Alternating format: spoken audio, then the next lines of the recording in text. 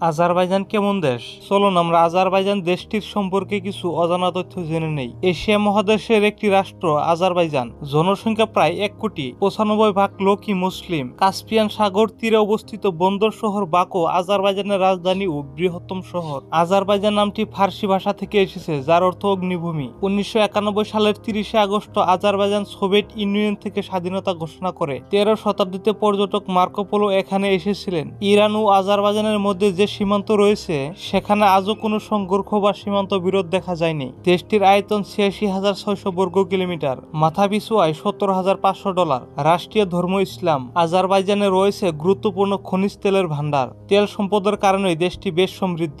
8ম শতাব্দীতে আজারবাইজানের লোকেরা তেল থেকে এক ধরনের ওষুধ তৈরি করতেন। মার্কো পোলোর লেখাতেও বাকুর উল্লেখ আছে। ইন্দোনেশিয়ার রাজধানী জাকার্তাতে আজারবাইজানের দূতাবাস রয়েছে। অন্যদিকে আজারবাইজানের রাজধানী বাকুতে ইন্দোনেশিয়ার একটি দূতাবাস রয়েছে। বিশ্বের মধ্যে কম ধর্ম পালনকারী দেশের মধ্যে আজারবাইজানের অবস্থান উপরের দিকে। যদিও দেশটির 96% মুসলমান, তাদের মধ্যে ধর্ম নিয়ে গোঁড়ামি নেই। রাজধানী বাকুতে অনেক বিশ্ববিদ্যালয়, জুনিয়র কলেজ এবং ভোকেশনাল স্কুল রয়েছে। 1995 সালে আজারবাইজানের প্রথম আইনসভা নির্বাচন অনুষ্ঠিত হয় এবং ওই বছরই সোভিয়েত পরবর্তী নতুন সংবিধান পাশ করা হয়। আজারবাইজানের সম্পূর্ণ সরকারি স্কলারশিপে লেখাপড়ার সুযোগ আছে। যদিও তেমন ধনী দেশ নয়, তারপরও আমাদের দেশের বা পার্শ্ববর্তী দেশের চেয়ে অনেক এগিয়ে রয়েছে তারা। মনে রাখতে হবে যে আজারবাইজান রাশিয়ান স্টেট ছিল, তাই পড়াশোনার দিক থেকেও এগিয়ে আছে রাশিয়ানদের মতোই। সব মিলে নতুন দিনের স্বপ্ন দেখেছে আজারবাইজানের মুসলিমরা। বন্ধুরা, যদি ভিডিওটি ভালো লাগে থাকে তাহলে লাইক করবেন, শেয়ার করবেন, আর চ্যানেলটিতে নতুন এসে থাকলে সাবস্ক্রাইব করে বেল নোটিফিকেশনটা অন করে রাখবেন।